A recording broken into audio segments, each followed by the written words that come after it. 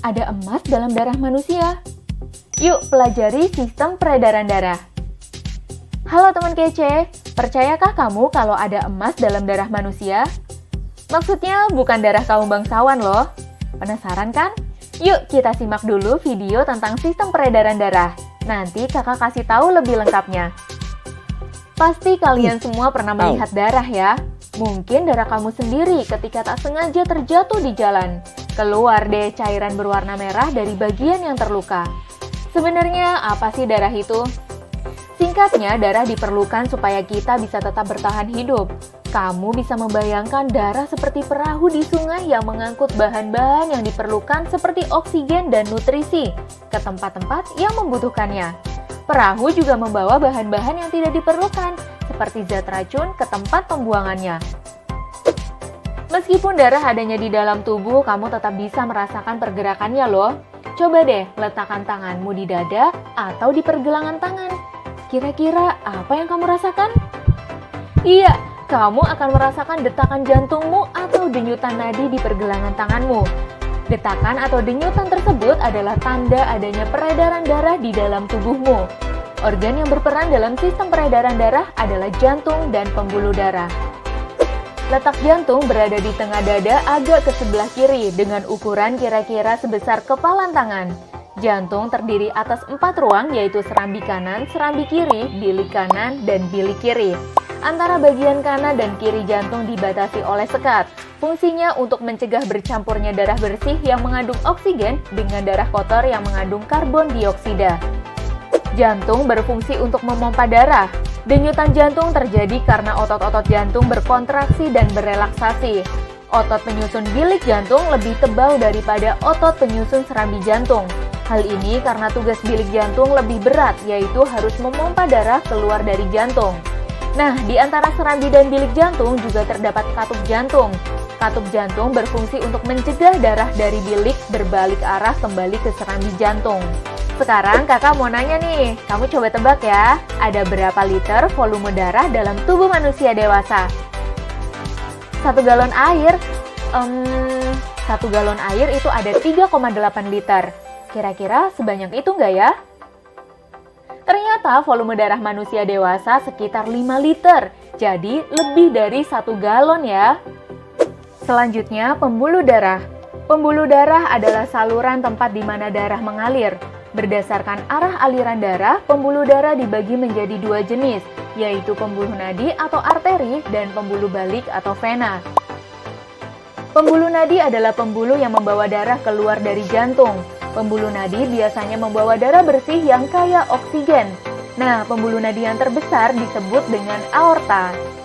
Sedangkan pembuluh balik yaitu pembuluh yang membawa darah kembali ke jantung. Pembuluh balik biasanya membawa darah kotor yang kaya akan karbon dioksida. Pembuluh balik atau vena memiliki banyak katup di sepanjang pembuluhnya agar darah tidak bisa berbalik arah. Pembuluh arteri dan pembuluh vena memiliki banyak cabang. Ujung cabang pembuluh yang terkecil disebut dengan pembuluh kapiler.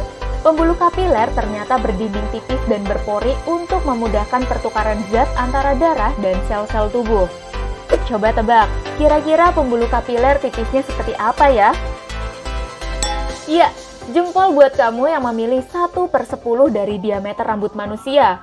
Ukuran ini ternyata pas-pasan untuk lewat sebuah sel darah merah. Jadi, sel darah merah harus mengantri satu persatu lewat pembuluh kapiler. Menarik kan? Peredaran darah manusia disebut dengan peredaran darah ganda dan tertutup. Peredaran darah ganda artinya dalam satu siklus darah akan melewati jantung sebanyak 2 kali. Dan peredaran darah tertutup artinya aliran darah akan selalu berada di dalam pembuluh darah. Ini berbeda dengan peredaran darah di banyak jenis hewan seperti serangga, udang, dan kerang, di mana darah tidak berada dalam pembuluh tapi langsung menyelimuti organ dan jaringan tubuh. Berdasarkan panjang jalur yang ditempuh, peredaran darah manusia dibedakan menjadi peredaran darah besar dan peredaran darah kecil.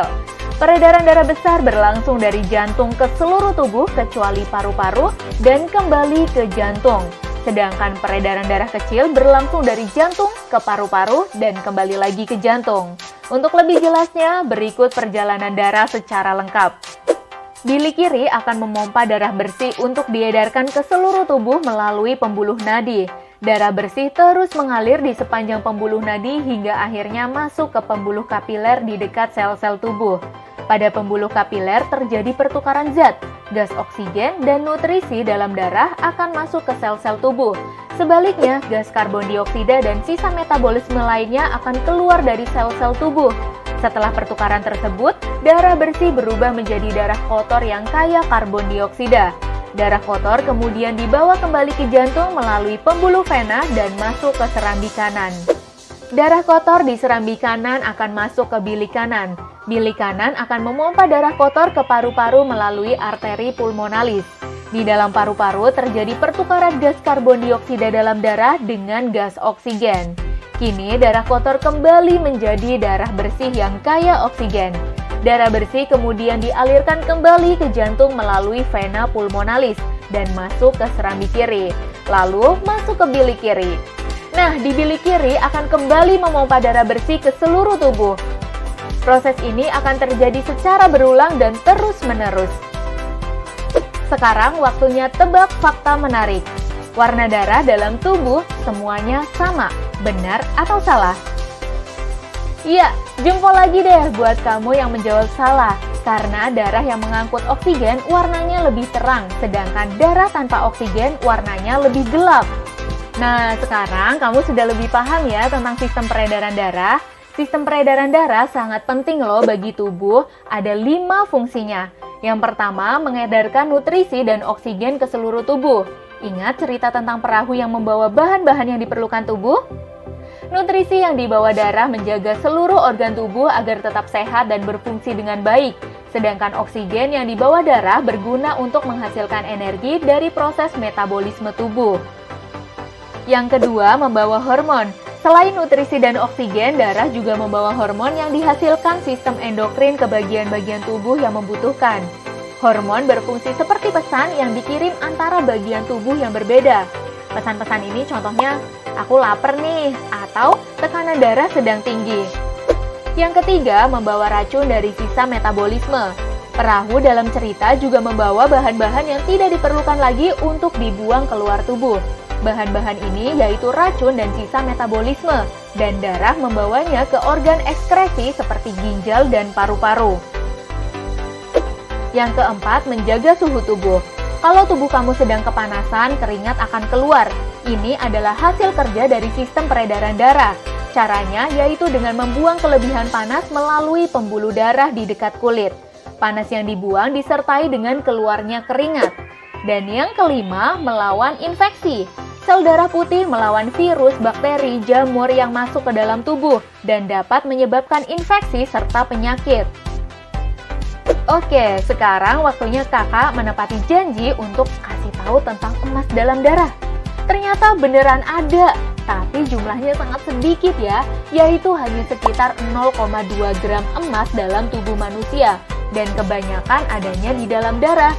Kalau dihitung-hitung, perlu darah dari 40.000 manusia untuk membuat 8 gram emas. Jadi nggak praktis ya menambang emas dari dalam tubuh. Terakhir nih, setelah mengerti peran penting sistem peredaran darah, bagaimana ya supaya kamu jadi lebih bijaksana lagi? Iya, lebih peduli untuk menjaga jantung dan pembuluh darah agar tetap sehat dan bisa berfungsi dengan baik. Caranya yaitu dengan rutin berolahraga dan membatasi konsumsi gula, garam, dan lemak atau GGL sejak sekarang. Jangan lupa bersyukur atas kesehatan yang kamu punyai sekarang. Bonus pertanyaan. Berapa lama yang diperlukan sel darah merah untuk mengelilingi sekujur tubuhmu? Tulis jawabanmu di kolom komentar ya. Jangan lupa kalau mau latihan soal topik sistem peredaran darah, langsung aja yuk kunjungi website kejarcita.id. Kejar Cita, kejar ilmu, raih cita.